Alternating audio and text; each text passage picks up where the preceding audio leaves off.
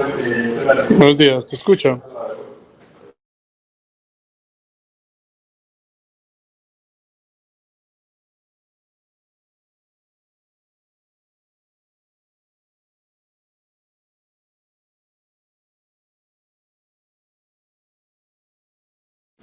Bueno, muy buenos días para todos.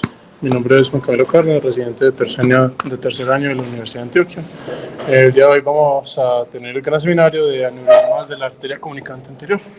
Entonces, para empezar, unas generalidades muy breves.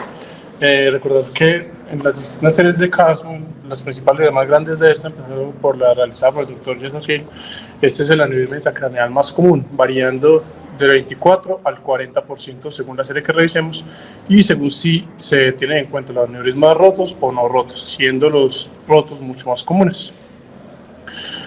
Son aneurismas que tienen alto riesgo de ruptura. Se ha encontrado que para esta localización hasta el 80% se van a presentar como aneurismas rotos, tan solo el 20% como no rotos, y va a ser de gran importancia porque tenemos una alta tasa de variantes anatómicas, así como una gran cantidad de relaciones vasculares alrededor del aneurisma que vamos a tener en cuenta a la hora de la disección microquirúrgica y el clipaje del mismo, que ya vamos a evaluar paso a paso. Entonces, algo muy corto sobre la presentación clínica, no difiere mucho respecto a otros aneurismas, pero sí tener en cuenta que estos aneurismas tienden a tener una incidencia más alta tanto de hemorragia intraventricular como de hidrocefalia. Esto es dado por la relación estrecha que tiene con las láminas terminales y la posibilidad de un sangrado que extienda al tercer ventrículo. En la presentación, pues lo que se ha comentado, principalmente la hemorragia intraventricular que se puede presentar con mayor frecuencia en estos pacientes, así como los hematomas interhemisféricos que son típicos del sangrado de estos aneurismas. Entonces, cuando vamos a hablar del manejo, básicamente es una pregunta grande, ¿lo tratamos o no lo tratamos? Cuando nos enfrentamos a esto, nos va a aparecer un monstruo muy grande como este, que nos llama la atención, y es los aneurismas rotos, ¿cierto? Son los aneurismas malos, los aneurismas que se relacionan con la mortalidad, pero en realidad, si nos ponemos a pensar, acá no hay mucho que discutir, pues si es un aneurisma roto, se tiene que tratar, independiente, ¿cierto? Pero hay una entidad o un monstruico más pequeño que asoma por detrás, o mejor dicho, por debajo, que es los aneurismas no rotos.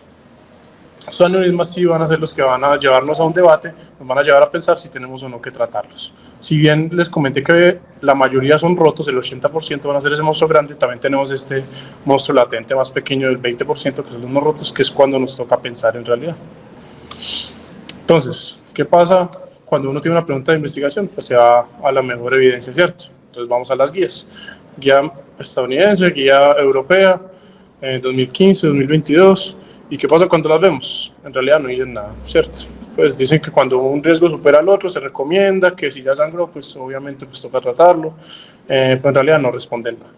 Entonces nos toca irnos pues a lo básico, ¿cierto? ¿Cuándo tratamos un aneurisma no roto? Cuando el riesgo está aumentado. Entonces, ¿cuáles son los factores de riesgo que nos van a hacer pensar que un aneurisma puede sangrar? Estos ya se han descrito en múltiples ocasiones, ¿cierto? La hipertensión, el alcoholismo, el tabaquismo, el antecedente de una hemorragia subaracnoidea previa, el crecimiento del aneurisma en seguimiento, así como la morfología del aneurisma, que sea irregular, que tenga bleps, algo por el estilo, o los aneurismas múltiples.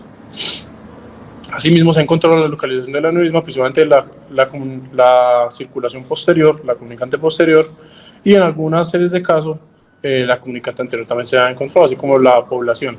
Y hay algo muy importante tener en cuenta que es el tamaño, ¿cierto? Vemos que acá el tamaño de referencia que nos dan es de menor de 5 milímetros. Pero vemos que el primer eslabón, que es de 5 a 7, en realidad no aumenta el riesgo, según esto, ¿cierto? Nos dicen que es un HR de 1.1, siendo de 0.7 a 1.7, que en realidad no es estadísticamente significativo, por lo que el riesgo verdadero que consideran es a partir de 7. ¿Y de dónde salió este riesgo de 7? Salió de un estudio pues bastante ya antiguo, 2003, que es el ISAUA, acá se encontró que el riesgo estaba de 7 milímetros. ¿Qué pasa? En un estudio antiguo, si bien tenía muchos pacientes, no diferenció entre los distintos tipos de aneurisma por su localización, lo cual puede tener una incidencia y una estrecha relación en cuanto al riesgo de ruptura. Entonces vamos a ver un poco más a profundidad esto. Además de eso, tenemos algunas herramientas que nos ayudan a tomar las decisiones. Esta es una herramienta que se llama pues, el puntaje de riesgo FACES, que lo que nos va a hacer es que nos va a tener las diferentes características y les va a dar un puntaje para llevarnos a un riesgo, ¿cierto? Primero, la raza del paciente, si tiene hipertensión o no, la edad, el tamaño del aneurisma, que acá nuevamente nos comentan como 7 del factor de riesgo, si ha tenido la hemorragia previamente, y acá algo un poco más interesante que vemos, la localización, ¿cierto? Como les había comentado, se ha encontrado la circulación posterior, la comunicante posterior, pero además de eso, los de la arteria cerebral anterior. Vemos que es de los que más tiene puntos, 4 puntos le da, diferente a, digamos, la hipertensión, la edad o incluso el sangrado previo que apenas tiene un punto. Entonces puede que la localización sea un factor determinante a la hora de tomar la decisión si vamos a tratar o no un aneurisma. Entonces vamos a ver como tal, que vamos a los estudios en cuanto a los aneurismas de la comunicante anterior. Y es que ya se estaba establecido que los de circulación posterior tenían un alto riesgo de ruptura, pero se ha visto que el de comunicante anterior tiene un riesgo muy similar. Y además se han hecho estos estudios que han visto rupturas de aneurismas pequeños, menores de 5 milímetros, y lo que se ha encontrado en común es que los que se rompen pequeños, menores de 5 milímetros, son los de comunicante anterior y que también tienen hipertensión. Así que esto en realidad es un factor de riesgo bastante considerable, por lo que probablemente no nos podemos quedar tranquilos con este valor de 7, sino que tenemos que incluso ser mucho más acuciosos y ser más oídos para llevar a tratamiento de aneurismas mucho más pequeños, siempre y cuando sean de la comunicante anterior. Entonces ahora lo siguiente, ¿cuál va a ser la modalidad del tratamiento? ¿Cierto? Pues a grosso modo vamos a tener dos, la cirugía y el endovascular. Cirugía siempre la vemos como la difícil, más tediosa, más larga, mayor riesgo, más morbilidad, más mortalidad. Y lo endovascular, pues es lo rápido, lo fácil, buenos resultados, hermoso, ¿cierto? Vamos a ver si es así. Entonces, ¿de qué viene esta concepción? Principalmente de este estudio que es el ISAT, ¿cierto? Acá lo que dijeron fue que, pues, es de hecho la interpretación y la conclusión que los mismos investigadores sacan, y es que llevar al paciente a tratamiento con clipaje microquirúrgico comparado con el tratamiento endovascular tiene un mayor riesgo de desenlaces negativos a 1 año y que se puede llevar incluso a los 7 años, pero el principal, digamos, efecto se ve en el primer año. Pero intentemos ver esto un poquito más a fondo. Espero que no esté el profe Daniela por ahí o alguien de epidemia. Vamos a hacer un análisis por subgrupo, ¿cierto? ¿Qué pasa? Vean principalmente, vean principalmente cómo se separan el efecto del desenlace. Esto es para pacientes que tienen un desenlace negativo, ya sea muerte o dependencia a 1 año. Es lo que pasa cuando separamos por el tipo de aneurisma. Si bien el resultado, que es el que les dio y el cual hacen su aseveración, cuando vemos por la localización del aneurisma, en realidad los aneurismas de la cerebral media no tienen ningún efecto, uno con el otro, tienen el mismo desenlace. Y los aneurismas de la cerebral anterior y la comunicante anterior, si bien se ve una pequeña tendencia favoreciendo el tratamiento endovascular, vean el intervalo de confianza, que no supera el 1, entonces, perdón, que supera el 1, por lo que en realidad no es estadísticamente significativo. ¿Qué aneurismas, qué localización sí se benefician claramente del tratamiento endovascular? Son los de carótida interna y los de la circulación posterior. Estos dos claramente son los que se llevaron, pues digamos, la tendencia y se llevaron el desenlace a favorecer el tratamiento endovascular. Pero si vemos puntualmente los aneurismas de la comunicante anterior, no pareciera que exista una diferencia entre un tratamiento y el otro. Entonces, vamos a compararlos un poco más, ya no solo con el, sino con los estudios. Esto es un metaanálisis. Acá compararon 3 tipos de tratamiento, que fue el clipaje microquirúrgico, el coiling, pues ya la terapia endovascular, ya sea solo con coiling o el coiling asistido por stent. En este caso, sí se vio un desenlace mejor, 99% de desenlaces positivos en pacientes que llevó al coiling contra un 95% que se llevó al clipaje microquirúrgico. Pero es muy curioso y muy llamativo cuando vemos el coiling asistido por stent. Vean que los desenlaces fueron incluso peores que los desenlaces del tratamiento por clipaje microquirúrgico. Y cuando vamos a ver el desenlace en cuanto al clipaje como tal, recurrencia y necesidad de retratamiento, con el clipaje fue del 0% para ambos casos, mientras que con el coil fue de 7.2% de recurrencia y 5% de retratamiento, mientras que con el coil asistido por stent fue de 12% la recurrencia y 7% el retratamiento. Entonces, ¿qué nos quiere decir esto? Que probablemente, si bien para el neurocirujano hacer el tratamiento microquirúrgico no es tan fácil, puede que para los endovasculares tampoco, y son por unos factores que ya vamos a ver, principalmente las variantes anatómicas, la alta presencia de perforantes que se encuentra a este nivel y la relación de las mismas con el aneurisma. Entonces, acá hay otro estudio que ha sido bastante criticado, es el BRAT, los desenlaces que se hizo en el barro. Se critica principalmente porque básicamente no tuvo aleatorización, tuvo muchísimo crossover, pero ¿qué pasa cuando lo vemos un poquito más a profundidad? Cuando se analizó en el análisis por intención a tratar, como hubo tanto crossover, el crossover fue principalmente como aproximadamente el 36% desde el grupo de COIL al grupo de microcirugía. Cuando vimos las tasas de oclusión no se vio diferencia en realidad, pero cuando se hace un análisis un poco más acucioso con el tratamiento que recibió como tal el paciente, si fue el tratamiento endovascular o el tratamiento microquirúrgico, se ve que existe una diferencia marcada en la obliteración de los aneurismas, siendo en la terapia endovascular a los 10 años apenas del 22% comparado con un 93% con el tratamiento microquirúrgico a los 10 años. ¿Y qué pasa cuando vemos y separamos como tal los desenlaces según el tipo de circulación? En la circulación posterior no se vio diferencia en los desenlaces funcionales dados por desenlaces negativos de un ranking mayor de 2, perdón. Pero cuando analizamos únicamente los de circulación anterior, acá que tampoco nos vea un epidemiólogo, no veamos todos los datos, sino simplemente veamos las P, ¿cierto? No existe diferencia en realidad entre un tratamiento y otro. Parece que ambos son muy parecidos, puede que iguales incluso. Entonces vamos a ver otro metaanálisis. Este también lo que hizo fue comparar ambos tratamientos, no diferenció entre el tipo de tratamiento endovascular y vemos que para los desenlaces negativos no existe diferencia, ¿cierto? Estos desenlaces negativos, si bien tira un poquitico favoreciendo a la cirugía, no existe diferencia estadísticamente significativa, por lo que no podemos concluir que uno sea mejor que el otro. Lo que sí existe una diferencia clara es en la tasa de retratamiento, de recurrencia y de residuo del aneurisma si se lleva a terapia endovascular, claramente siendo mejor, pues como las diferentes series, la cirugía. Entonces, pues ya ahí Jorge me dirá, no, pero es que hay terapias nuevas, hay otras posibilidades para tratarlo, y sí. Entonces vamos a analizarlo un poquito. El web pues es como de lo más nuevo que existe, para menos de lo que yo sepa, y fue justamente una terapia que se desarrolló para este tipo de aneurismas de cuello ancho que se encuentran en las bifurcaciones. Este es un estudio, no les voy a presentar pues el webcast ni el WebIT, que son como los que usaron para certificar y todo eso, sino los que se hicieron ya después de que tenía aprobación, ya en la vida real, ¿cierto? Entonces este estudio tuvo 115 aneurismas. Curiosamente, los que más se trataron con web fueron los de la comunicante anterior, siendo 40 de estos, un tercio aproximadamente, ¿cierto? Ellos reportan una tasa de embolización exitosa del 92% y una tasa de complicaciones del 5%, siendo este el 3.5%, una ruptura en un aneurisma que, si me pregunta a mí, es una tasa considerable en realidad, dado por los desenlaces que ya conocemos de la hemorragia subaracnoidea que se puede presentar en estos pacientes. Y la tasa de complicaciones del 5% también es una tasa considerable.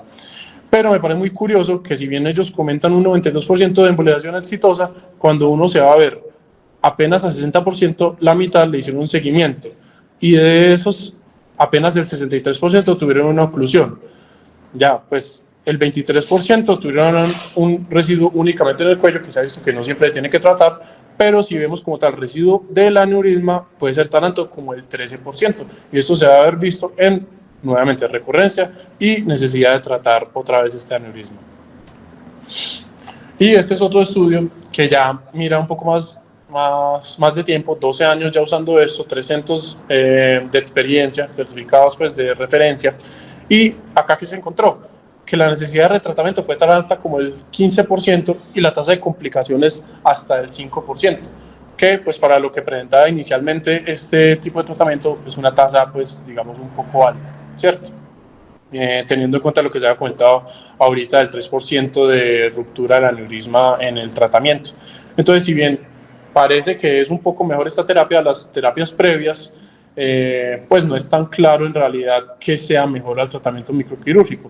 ¿Esto qué nos quiere decir en realidad? Que es una patología compleja, es un aneurisma complejo, que no necesariamente existe una respuesta, si el uno o el otro, y que toca individualizar. Entonces ya vamos a ver como tal, para entrar en materia, revisar la anatomía. Entonces, Recordar que la arteria cerebral anterior tiene 5 segmentos, un segmento inicial que va a ser A1 o horizontal o precomunicante, va a acabar cuando lleguemos a la comunicante anterior, luego un segmento vertical que va a ir por el rostrum del cuerpo calloso, que va a ser de A2, posteriormente vamos a tener un segmento que va a ir por el geno del cuerpo calloso, que va a ser A3, y ya en el cuerpo del cuerpo calloso, valga la redundancia, en su aspecto anterior y posterior, dividido principalmente por la sutura coronal, se va a separar el cuarto y el quinto segmento. Estos segmentos no están separados en realidad por la salida o no de las arterias como las orbitofrontal, la frontopolar o la calloso marginal, sino es por la relación anatómica con el cuerpo calloso. ¿Y qué es importante acá? Les había comentado que tenemos unas relaciones vasculares bastante importantes, ¿cierto? El aneurisma pues va a estar acá en la comunicante anterior y para este tipo de aneurisma vamos a tener 12 arterias que van a estar estrechamente relacionadas y que van a ser necesario, pues no todas claramente, pero gran parte de ellas disecarlas y reconocerlas en el abordaje de este aneurisma para poder hacer un clipaje seguro, teniendo en cuenta el control vascular y pues no clipaje de otras estructuras vasculares. Vendrían siendo pues las dos A1, las dos A2, una comunicante, las dos recurrentes de Höfner, las dos orbitofrontales, las dos frontopolares y las perforantes, que si bien son muchas, las podemos agrupar en un grupito y ya. Entonces hablemos un poco de cada una. La A1, en la gran mayoría de los pacientes son simétricas, sin embargo, cuando nos ponemos a revisar las series, es el principal vaso que va a sufrir de hipoplasia. O sea, si bien la mayoría va a ser el principal que se va a afectar por esto. ¿Qué es una hipoplasia? Una simetría básicamente, como podemos ver acá. Acá viene la carótida, la media, A1 derecha, A1 izquierda, vemos una marcada diferencia en el flujo de ambas, ¿cierto? Ya vamos a ver por qué esto es tan importante. Usualmente mide 12 milímetros desde la bifurcación de la carótida hasta la comunicante posterior y en promedio va a tener 8 lenticulostriadas mediales, siendo las laterales, recordemos, dadas por la cerebral media. Acá tenemos las perforantes, las lenticulostriadas que les estaba comentando, que van a ser en promedio 8 y van a salir del borde posterior superior de A1, yendo hacia la sustancia perforada anterior principalmente, dirigiéndose acá justo debajo de las estrías medial y lateral del olfatorio, y hacia medial también. Listo. Entonces, ¿qué es importante acá? Lo que les comentaba de las A1 simétricas. Se ha encontrado que hasta el 80% de los aneurismas de comunicante anterior tienen una A1 asimétrica. Si bien no es lo más común que sean asimétricas, parece que cuando están asimétricas va a tener un altísimo riesgo de desarrollar un aneurisma. Y veamos algo curioso que se puede empezar a detallar acá y que ya les voy a comentar un poco más, es que esta es la A1 dominante, ¿cierto? Y vemos que el domo del aneurisma se encuentra hacia el otro lado. ¿Por qué ocurre esto? Les voy a explicar eso. Ahí me perdonan el de un paint, fue hecho, no encontré unos mejores y fue hecho como a medianoche. Entonces esto es un complejo simétrico normal, ¿cierto? Vemos que tiene un flujo regular por ambos lados, dados por unas A1 simétricas, y simplemente el flujo se va a dirigir hacia las A2 y se va a dirigir hacia la comunicante de forma equitativa, ¿cierto? Pero cuando tenemos una dominancia, en este caso de la izquierda, pues va a pasar un par de cosas. Uno, por la diferencia de flujos y dinámica de fluidos, el flujo se va a dirigir hacia la A2, pero se va a dirigir más hacia la comunicante también, en relación con la otra. La otra va a tener menos flujo de A1 y no va a dar flujo como tal hacia la comunicante, dado por el flujo que ya nos está dando el lado contralateral, que es el dominante. Esto por la dinámica, y dos, porque se tiene que mantener las dos A2 de forma simétrica, ¿cierto? Porque al fin y al cabo, la A2, si bien esto está hipoplásico, la A2 derecha va a ser la que nos va a tener que irrigar el aspecto medial del frontal, del parietal, hasta posterior incluso, ¿cierto? Entonces tienen que mantener simétricas, por eso se da esto. Pero ¿qué pasa? Cuando exponemos a la arteria a este tipo de flujo, nos va a empujar el flujo no va a simplemente tomar un giro de 90 grados acá y se va a ir para acá y va a hacer giros rectos, ¿cierto? El flujo va a tener una dirección así como el agua, ¿cierto? Hacia el sitio de menor resistencia. Entonces va a chocar contra la pared, va a empezar a debilitarla, a dilatarla, y esto va a ser lo que nos va a generar el aneurisma. Por eso este tipo de patología, pues esta variante anatómica que dada por la simetría nos va a exponer un gran riesgo de generar aneurismas de la comunicante anterior, y por eso también, por el vector de la dirección del flujo, nos va a dar un domo que en general va a estar dirigido hacia el otro lado. Entonces ahora hablemos un poco de la comunicante anterior. Usualmente es un poco menor a 1 milímetro, en promedio va a tener 4 milímetros, y así como la A1 va a tener unos perforantes, también esta va a tener unos perforantes que van a estar en la superficie ya superior, posterior e inferior. Se pueden reconocer 3 grupos principales, que son las subcallosas, hipotalámicas y el quiasma. De esta, la más común es las subcallosas, que puede presentarse incluso como una única arteria.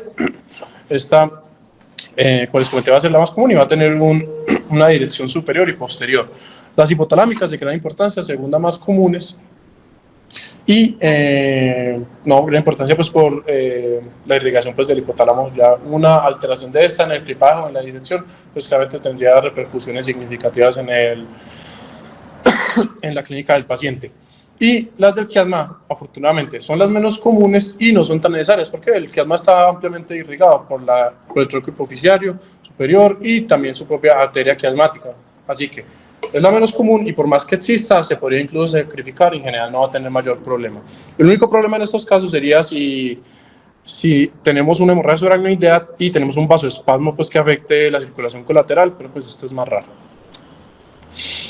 Así como la A1, bueno, de la 1 no, sí, no. Vamos a tener también alteraciones, ¿cierto? Vamos a tener variantes anatómicas. Primero, las asimétricas, que van a comportar como las que les comenté ahorita. Vamos a tener la posibilidad de tener una arteria comunicante anterior fenestrada por este hueco, una duplicada, incluso triplicada, y la variante más rara de todas, que es la ausencia, que esta en realidad es muy rara. En general, es una arteria bastante constante. ¿Y qué otra variante vamos a tener? Además de las variantes anatómicas, vamos a tener variantes en la posición de la misma. Esta es una anatomía normal, pues y digamos clásica y simétrica, que es cuando están al mismo nivel, no está rotada, no está girada, no está nada. Pero muchos de los casos vamos a presentar que va a existir una rotación del complejo. Generalmente, ¿hacia dónde se va a rotar? Hacia el lado contrario de donde está la dominante. Usualmente, pues en este caso, la dominante sería a la derecha y rotaría el complejo de esta forma. Acá lo estamos viendo desde superior, acá desde anterior. Entonces, esto va a ser bastante importante evaluarlo en la geografía previa o en el TAC, en el angio-TAC, para ver la anatomía y decidir el abordaje de estos pacientes. Además de la rotación, podemos tener una inclinación, que también va a ser en general dada por la dominante, que en este caso sería la derecha, la puede inclinar hacia abajo. Listo. Ahora, para hablar un poco de A2, que también va a tener una alta tasa de variantes anatómicas, podemos tener principalmente las accesorias, que es ya tener una nueva A2, se me perdió ya acá. Vamos a tener la bihemisférica, que es que existe una A2 que viene del lado derecho en este caso, pero esta no va a aportar a nada, mientras que el lado izquierdo va a aportar para los ambos hemisferios. Y la variante ácicos, que es una anatomía del desarrollo congénito, ¿cierto? Que vamos a tener una única A2 sin presencia de una comunicante anterior. Y ya de esta se van a desprender las distales, que van a ser la pericallosa y callosa marginal. La siguiente sería la arteria recurrente Hebner, que técnicamente es una de las perforantes. Es la perforante más medial de todas y la más grande, y es la más constante. ¿Por qué se llama recurrente? Pues por su nombre lo dice, ¿cierto? Va a tener un curso predeterminado que en general va a tener un curso inicialmente. Acá tenemos pues precisamente una duplicación, acá está una, acá está otra, ambas son recurrentes. Va a tener un curso inicialmente lateral, se va a dirigir por encima de la cerebral media, por encima de la bifurcación, yendo casi hasta el borde medial del valle, y después de esto va a hacer un giro que le va a llevar un curso posterior para entrar a la sustancia perforada anterior. Por eso pues el nombre, ¿cierto? Listo. Y ya para hablar de los aneurismas como tal, estos van a pertenecer pues a la arteria comunicante y los vamos a clasificar y los vamos a identificar según su dirección, si estos son anterior, superior, posterior o inferior. Inicialmente se había clasificado como tipo 1, 2, 3, 4, pero ya después se hizo una nueva clasificación solamente dejándolos como 1, 2 y 3. Esto está determinado, si está adelante de la A2, o vendría siendo anterior, al nivel de la A2 o posterior a la A2, siendo el posterior y el inferior los tipo 3, y el tipo 1 siendo el anterior, tipo 2 siendo el superior. Entonces, repasando un poquito de la anatomía, recordar la estrecha relación que vamos a tener entre el óptico, acá a partir de esto va a salir la carótida, ya la bifurcación se va a dirigir hacia medial, tomando un curso hacia la fisura interhemisférica, ¿cierto? Y en la gran mayoría de los casos, aproximadamente el 70% de los casos, la comunicante anterior va a estar encima del quiasma. Tan solo en el 30% de los casos va a estar encima de los nervios ópticos como tal. Casi siempre va a estar encima del quiasma. y acá está pues la recurrente, vemos que es la más medial justo antes de la comunicante anterior y con su curso que va hacia lateral, ¿cierto? Por encima, llegando incluso hasta A1. Bueno, y otra cosa que se me olvidó decirles de la recurrente Heubner, hasta más del 90% de los casos va a salir proximal a la comunicante anterior, o sea, va a pertenecer a A1, y en un pequeño porcentaje va a salir en A2, pero que ahí siempre va a estar en 5 milímetros de la comunicante anterior. Y esto es una visión desde inferior que nos sirve para ver la relación principalmente con la parte basal del frontal. Vemos cómo A2 va a transcurrir justo entre el giro recto para llegar después a la estructura interhemisférica y su estrecha relación con este giro y con la estructura orbitaria y el nervio olfatorio, y el nervio olfatorio. Entonces, ya para ver un poquito en la selección del abordaje, tenemos 3 clásicos por los cuales podemos abordar estos aneurismas: el terional, orbitocigomático y el interhemisférico anterior. Vamos a hablar un poco de ambos. El terional, con el que más estamos familiarizados todos, el más común, nuestro caballo de batalla. Recordar siempre en estos casos hacer un fresado del reborde esfenoidal para tener mejor acceso a estas estructuras, y ya cuando hagamos la urotomía, este va a ser el abordaje que vamos a tener, pudiendo ver el segundo par, ver la carótida, ver M1 y ver ya el inicio de A1 para poder así seguirlo y llegar al aneurisma. El orbitocigomático, que nos va a permitir una mayor exposición, si lo comparamos uno con el otro, vean pues que se ve siempre bastante más. Pero esto a costa de ¿qué es? Es a costa de hacer un abordaje mucho más extenso, fresar el techo de la órbita, quitar la pared lateral de la órbita, quitar gran parte del zigoma e incluso hasta el arco, ¿cierto?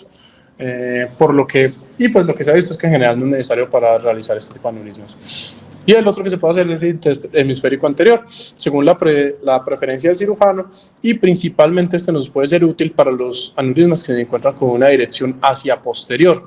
Porque cuando lo vamos a ver, esta va a ser la visión que tenemos, tanto del terional como del orbitocigomático. El más fácil probablemente va a ser el superior, de pronto el anterior, pero el posterior va a ser bastante difícil por las perforantes que vamos a tener. Sin embargo, cuando hacemos el interhemisférico, el posterior, vamos a poder llegar mucho más fácil a su cuello para tener control del aneurisma. Listo. La otra pregunta sería: ¿cuál es la selección del lado del abordaje? Algunos autores lo seleccionan según cuál sea el hemisferio dominante. Entonces, en general, entran por la derecha. ¿Por qué? Porque con la retracción, la arteria recurrente de Heubner, también si selección de esta podría provocar incluso afasia. Pero pues esto ya entra en decisión del cirujano. Otros lo hacen por la A1 dominante. ¿Por qué? Bueno, ahí es un poquito borrosa la imagen, pero es la misma que les había mostrado ahorita.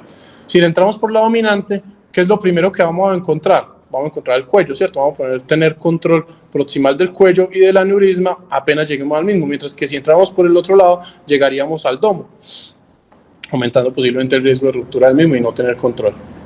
Y lo otro que podemos tener en cuenta es la rotación, según si está el complejo abierto o cerrado. ¿Qué significa si está complejo abierto o cerrado? Como les había comentado, usualmente cuando existe una dominancia va a tener una rotación, ¿cierto? Si abordamos el aneurisma desde este lado, ¿qué va a pasar? Nos vamos a encontrar todas las estructuras de frente, posiblemente teniendo mejor acceso vascular y control, tanto de lo proximal como de lo distal. Pero si lo encontramos, y este se conoce como el lado abierto, ¿cierto? Mientras que si entramos por el lado que usualmente es la dominante, que va a estar cerrado, pues se llama así porque vamos a entrar por este lado y vemos que todas las estructuras van a estar en el eje, pues de forma paralela a como nosotros nos estamos a nuestro campo de visión, pues. Entonces en realidad todo va a estar escondido atrás, va a ser mucho más difícil tener control vascular contralateral de la A1 y la A2 contralateral, e incluso de las perforantes y del aneurisma mismo, porque todo va a estar escondido. Entonces en general se prefiere entrar por el lado abierto. Entonces, para hablar un poquito de la disección, esto es pues ya en el abordaje terional, que es el principal que se hace. Recordar que inicialmente pues podemos localizar el olfatorio, ya hacia lateral de este vamos a encontrar el óptico, y justo hacia lateral vamos a encontrar la carótida interna. Acá se recomienda drenar las cisternas, ahí se alcanza a ver que se drenó la cisterna interóptica, ¿cierto? Medial al nervio óptico, y también la óptico-carótida, acá entre la carótida y el óptico. Ya después de esto vamos a seguir la carótida hacia distal para ya encontrar la bifurcación y encontrar A1 y seguirlo hasta la comunicante. que se tiene que hacer en la mayoría de los casos, hacer una disección del valle, ¿cierto? Al menos la parte proximal. Como la haga uno, ya es preferencia de cada uno. Sabemos que existen dos corrientes principales, las orientales, que son más que todo con corte, con microtijera, y las occidentales, que son más que todo Roma, con el bipolar. Y esto se puede hacer no se necesita pues ya a preferencia del cirujano si requiere una valva o no, pero se puede hacer también con tracción dinámica con el aspirador y los elementos que usamos para la disección. Entonces, una vez llegamos, pues recordar que ahorita lo que les estaba mostrando era esto básicamente, ¿cierto? Estamos en la carótida, su relación con el óptico, lo seguimos hacia distal, bifurcación, y ya nos vamos a dirigir a uno para encontrar el aneurisma. Entonces, ¿qué pasa? Cada aneurisma va a ser diferente, cada aneurisma lo vamos a tener que abordar de forma diferente y no vamos a ver las mismas cosas. Entonces, este es un aneurisma que está dirigido hacia anterior, ¿cierto? Entonces, acá es muy importante porque inicialmente tenemos que tener un control proximal de A1. Después tenemos control distal de A2, reparamos la recurrente de Hübner para protegerla, las perforantes de A1 que les había comentado, que son posteriores y superiores, y ya después de eso podemos irnos, como este es anterior, alcanzamos a ver la comunicante anterior, ¿cierto? Nos vamos hacia el otro lado, reconocemos la A1 proximal, no vamos a poder, y esto es lo que se va a tapar principalmente, el intervalo A1, A2 va a ser pues imposible de llegar porque va a estar tapado por el aneurisma, ¿cierto? Como estamos llegando desde este lado no lo vamos a poder ver, que sería justamente este nivel. Entonces, ¿qué hacemos? Nos vamos a través de la fisura interhemisférica, vamos hacia otro lado, reparamos la A2, si requiere control tanto proximal como distal, pues se realiza, y ya el último paso sería irse por detrás del aneurisma para hacer una disección y ver que estén libres las perforantes para poder lograr un clipaje. Usualmente este aneurisma se puede clipar con un clip recto, y algo pues interesante que se me ha olvidado comentarles es que curiosamente este es el aneurisma de este complejo el que más tiene riesgo de sangrado, siendo el de proyección posterior el que menos riesgo de sangrado tiene.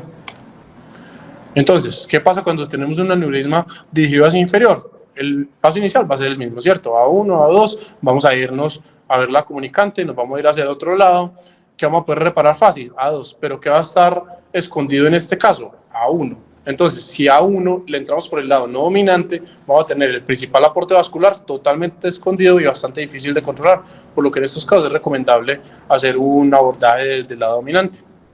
Ya después de esto, vamos a reparar por debajo del aneurisma, ver que no existan las perforantes inferiores, aunque como les comenté, en caso de que se clipen o se sacrifiquen, pues no tiene mayor problema.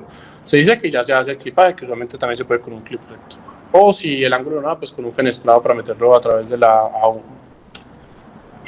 Los superiores, que ya aumenta un poco la complejidad, pero los pasos iniciales van a ser exactamente los mismos. Vamos a reparar A1, A2, nos vamos a ir para el otro lado, A3 va a ser bastante fácil, pero, A3, A1 contralateral va a ser bastante fácil, pero A2 contralateral va a estar escondida por el aneurisma.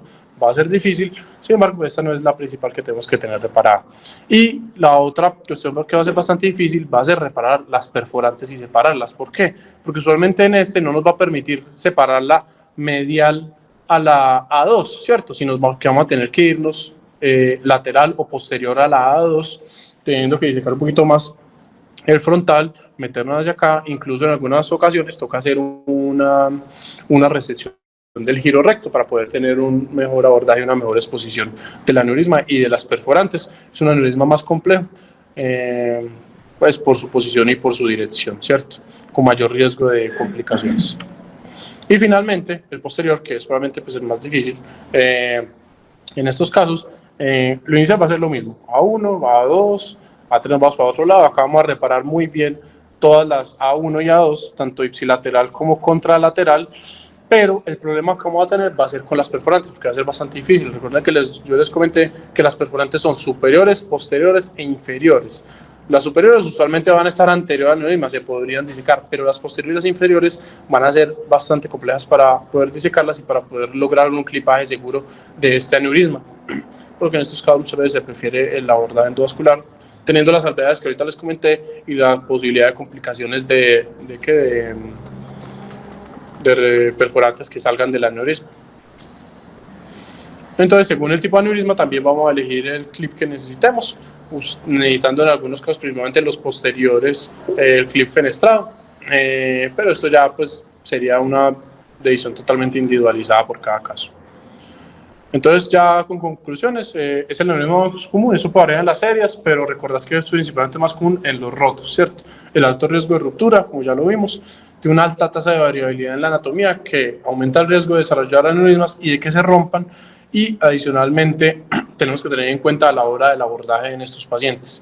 La selección de la modalidad del tratamiento, del abordaje y del lado debe ser hecha de forma personalizada, teniendo las cosas que les comenté ahorita en cuenta, y que no existe una receta en realidad para estos aneurismas. Cada aneurisma es diferente, tanto para los endovasculares como para los cirujanos, y se debe abordar de forma individualizada. Eso sería todo.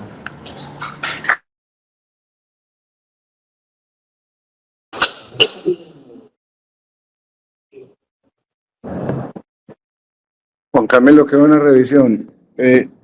Yo tengo algunas preguntas. Yo sé que aquí están Pacho, Conectado y Jason. Tengo algunas preguntas. Entonces, si yo concluyo bien, en este momento es igual operar que hacer terapia endovascular. ¿O hay alguno que sea mejor? Sí, te estoy preguntando a vos primero. A ver.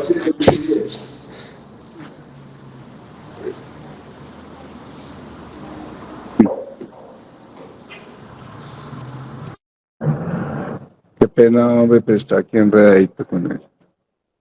Listo, dale. Profe, no, si bien existen estudios de peso que han mostrado pues unos buenos desenlaces en los aneurismas tratados con terapia endovascular, viendo un poco más a profundidad e individualizando este tipo de aneurisma y las complicaciones y las particularidades que ya les comenté, creería que en este momento, pues al menos de lo que alcancé a revisar, son muy similares una a la otra. No veo una clara superioridad de una a la otra.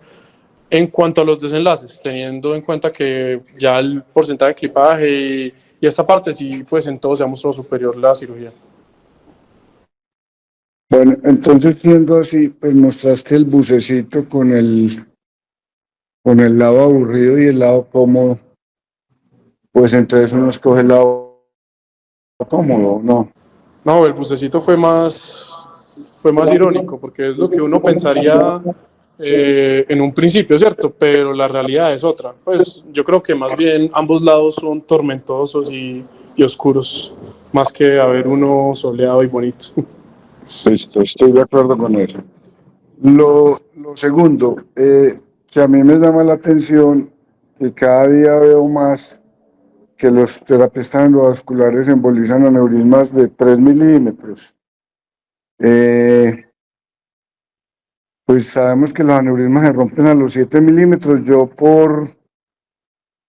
pues por cuenta propia decidí que yo no trato aneurismas menores de 5 milímetros. Cuando llegan a 5 milímetros ya le ofrezco tratamiento al paciente. Yo quiero saber si esto es lo que se debe hacer o no. Profe, pues en este caso, si bien los estudios originales sí muestran los 7 milímetros, ya se ha visto que los aneurismas de la circulación anterior y principalmente los de la comunicante anterior tienen un riesgo elevado de 5 a 7 e incluso menor de 5. A mí la verdad no me parece adecuado tratar esos aneurismas pequeños porque tienen un alto riesgo de ruptura y de progresión. Bueno, enseguida vamos que nos dicen Jason y Pacho. ¿Qué tal es tomar la decisión de intervenir al paciente solamente con la resonancia, obviando la arteriografía? Porque a mí me parece que la resonancia da muy buena imagen de los aneurismas y se correlaciona bastante bien con la arteriografía. ¿Y esto por qué lo digo? Porque con el respeto de Jason y los terapistas endovasculares, cuando uno manda al paciente a arteriografía, ellos inmediatamente hacen la arteriografía y hablan mal de la cirugía y con todo respeto, muchas veces del cirujano. Entonces, si la angioresonancia nos da una buena resolución, ¿para qué someter al paciente al riesgo de una arteriografía si podemos solucionar el problema con una cirugía? Profe, pues para este aneurisma en particular, a mí sí me parecen, pues yo estoy de acuerdo, muchos aneurismas se pueden clipar únicamente con una guiota, con la resonancia, pero este aneurisma en particular sí me parece importante tener la arteriografía para un detalle pues exacto y una reconstrucción 3D bien hecha del aneurisma y las relaciones que tiene. Como le comenté, hay una altísima tasa de variantes anatómicas. Entonces me parece muy importante la arteriografía en este caso. Ya toca pues hablar con el grupo endovascular y, digamos, tomar decisiones en conjunto, no que llegue para una arteriografía diagnóstica y termine una terapéutica, sin siquiera comentarlo con el grupo. Listo, yo no tengo más preguntas. Me gustaría ver los conceptos de Francisco y Jason, que están conectados, los dos aparecen conectados. Hola, buenos días. Juan Diego y Manuel levantaron la mano. Adelante, Juan Diego. Simplemente también tenía una duda al respecto, era qué tantos de los aneurismas que están haciendo los terapistas endovasculares hoy son rotos y qué tantos son no rotos. Sí, y un aporte que le quería hacer a Juan Camilo y que de pronto no se tiene muy en cuenta, y es la importancia de la posición en cirugía, sobre todo en aneurismas de comunicante anterior, es fundamental la posición del paciente, porque de una buena posición depende que usted tenga la visión perfecta que usted quiere tener en cirugía, de una H en la que usted vea todos los vasos en la mejor posición y usted puede asegurar un buen clipaje. No, simplemente es esa duda que tengo de los aneurismas, cuántos están haciendo que sean rotos y cuántos no rotos, porque sí tengo como la apreciación de que cada vez se hacen muchos aneurismas no rotos. Y pues desde el punto de vista de cirugía también es un placer operar un aneurisma no roto, pues, o sea, y técnicamente la diferencia entre un aneurisma no roto y un aneurisma roto es el día y la noche, pues, en cirugía. Entonces, y lo otro que quería comentar también, Juan Camilo, es como en todo tiene experticia, y en cirugía de aneurisma yo creo que eso es importante, lo mismo que en terapia endovascular. Entonces, también depende los resultados de que sean grupos que hagan determinada cantidad de procedimientos año respecto a cómo le va a esos pacientes. Eso es lo que quería comentar. Listo, profe, pues para intentar responder, bueno, la primera se la dejo a los endovasculares y la segunda, si usualmente es un terional, ¿cierto? Usualmente para una carótida o así, pues con 15, 20, hasta 30 grados no es suficiente para estos. Sí, me parece que es necesario un poco más de inclinación, más de 30 grados, incluso hasta 45, para ver mejor las arterias y el complejo. Ya por el profe Pacho o usted mismo pues me dirá si piensa otra cosa. No, Juan, en la aneurisma de comunicante anterior, la posición ideal son casi 60 grados de rotación lateral y 15 de flexión para poder tener una muy buena visión del todo el complejo comunicante anterior. Listo, profe, gracias. Bueno, y para la última, sí, totalmente de acuerdo con lo de la casuística y la experiencia de los cirujanos. Se ve claramente en un centro de alta experiencia como el Barro, cómo los desenlaces son igual de buenos en ambos tipos de tratamiento.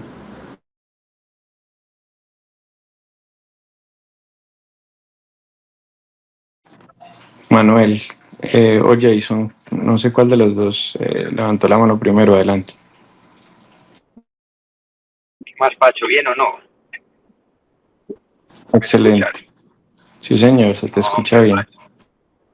Mira, hombre, Pacho, yo pienso que ya muchos de los aneurismas que vemos, ¿cierto?, se podrían tratar la gran mayoría tanto de manejo quirúrgico, clipaje, o como por vía endovascular. Yo pienso entonces que una cosa es la medicina basada en la evidencia y, como le decía el propio Juan Diego, la medicina basada en la experiencia. Depende mucho de la casuística de los centros, de la experiencia que se tenga y cómo le vaya mejor a los pacientes en cada centro. Y para llegar a una de esas conclusiones, creo yo, se debería tener de base una relación muy estrecha de confianza, de camaradería, de mucho conocimiento y estudio de estas lesiones por parte de los grupos. Deberían ser grupos donde haya neurocirujanos vasculares y neurocirujanos endovasculares, como decía el profe Ignacio, con muy buena relación, para que de hecho se pueda definir, o no robar el paciente, sino definir en un grupo qué paciente va a ser candidato a qué y por qué. Pienso que es fundamental hacer esto para no caer en sesgos simplemente de un conocimiento parcial, en que yo los opero, entonces yo voy a irme por cirugía, o yo hago terapia endovascular, simplemente le voy a hacer la terapia. No, venga, en nuestra casuística, en un manejo multidisciplinario integral, ¿cómo les va mejor? Y ofrecerle al paciente lo mejor según cada centro basado en la evidencia. lo que preguntaba el profe Juan Diego, pienso que cada vez nosotros hacemos más aneurismas no rotos, nos llegan, y la pregunta del profe Ignacio en cuanto al tamaño, el tamaño es una de las variables que consideramos, pero no solamente esta, vemos incluso aneurismas pequeños con bleps o irregularidades grandes de la pared, que simplemente esto nos indican que hay un adelgazamiento y que posiblemente se pueda reventar en el tiempo y por eso los tratamos pequeños. O aneurismas, un ejemplo, 3 milímetros, pero en un control posterior a los 6 meses crece y ya mide 4 milímetros, es un paciente que debe ser también llevado a terapia endovascular, así tenga una lesión menor de 5 o 7 milímetros. Entonces yo pienso que depende mucho de la casuística de los centros, de la experiencia que se tenga. Lastimosamente, y no se puede ocultar, el profe Ignacio también lo decía hace muchos años en una revisión similar, que la terapia endovascular tenía cualquier juguetico para resolver cualquier cosa, y lastimosamente sí, porque la tecnología va avanzando, pero a pasos agigantados, tanto que en este momento estamos hablando del web, pero no, hay unas tecnologías incluso ya superiores al web, porque el web es una esfera que tiene, digamos, una capa metálica, ya hay sistemas con doble capa metálica que pueden ofrecer una mayor tasa de pronto de no recanalización y de curación de las lesiones.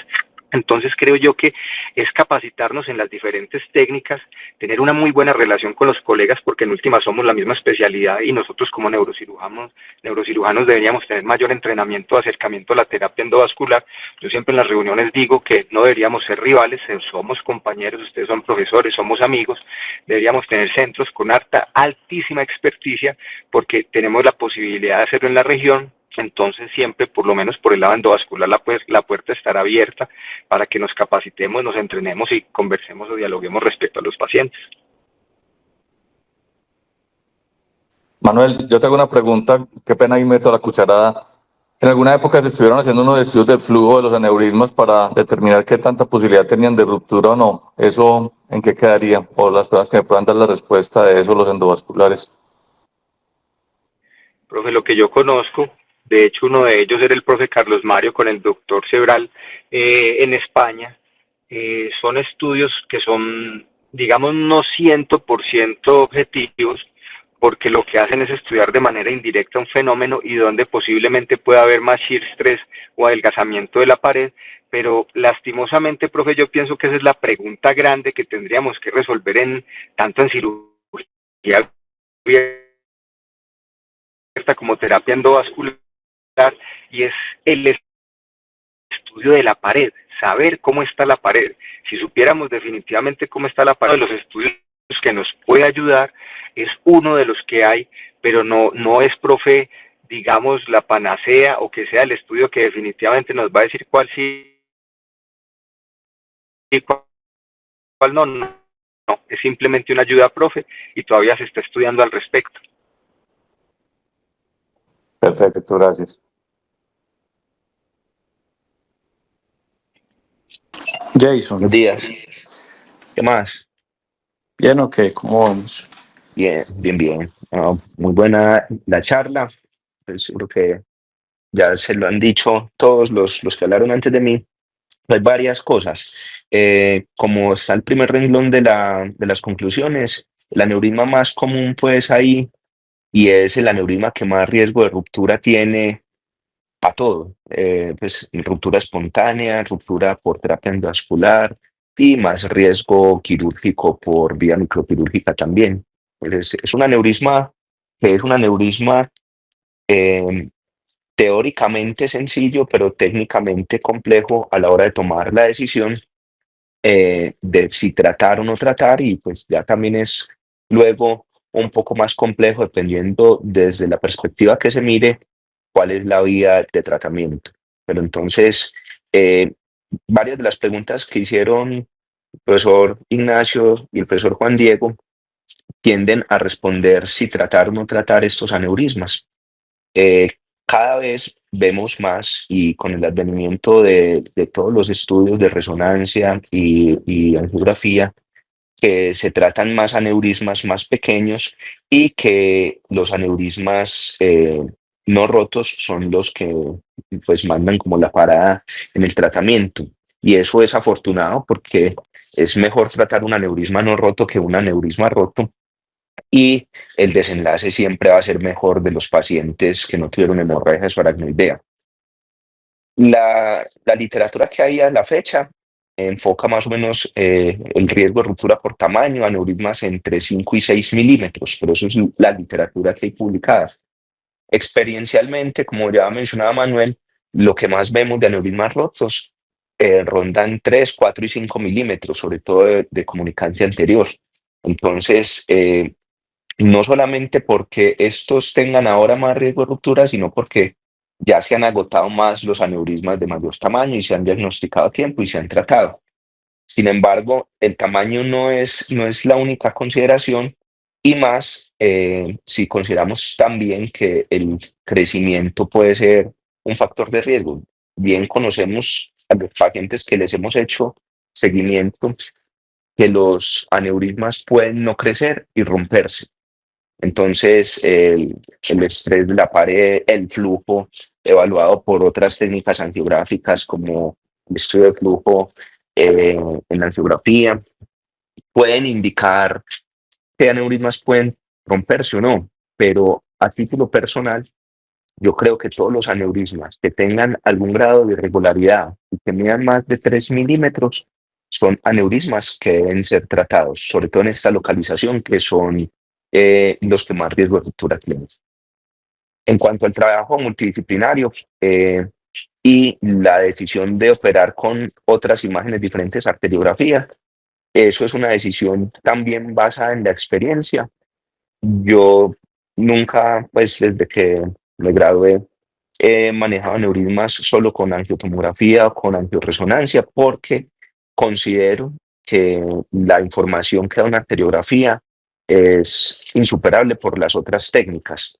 Ya, si hay otras consideraciones sociales que hagan tomar esta conducta, deberían evaluarse muy bien y ojalá trabajar en grupos que tengan pues como una comunicación bidireccional en donde la conducta que se tome sea la mejor, pero pues afortunadamente en las instituciones en las que he estado y he trabajado se ha podido mantener esa comunicación entre el grupo que, que ordena el procedimiento y yo pues que hago los otros procedimientos y bueno, toca evaluar pues como la comunicación bidireccional, pero lo mejor es operarlos con angiografía y una angiografía de buena calidad con reconstrucción 3D.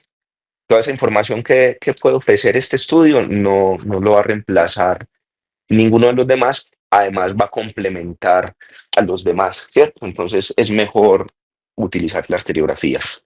Y lo que se dice, basado en la experiencia, la mejor conducta es la que mejor resultado le puede dar al paciente sin aumentar la morbilidad. Listo, entonces es una respuesta política decir que eso, ¿cierto? Que la mejor conducta es la que menor morbilidad y mejor resultados da, pero particularmente yo pienso que este es un aneurisma que tiene mejores resultados en cuanto a morbilidad, si no hay complicaciones cogiendo las dos corrientes de tratamiento por vía endovascular. Esto, sin embargo, no está contraindicada la vía microquirúrgica y de hecho hay pacientes que llegan con conductas tomadas por el neurocirujano que ya los programó para una vía microquirúrgica abierta y siguen en esa corriente sin que se modifique nada pues, de lo que ya venía tratado. Listo.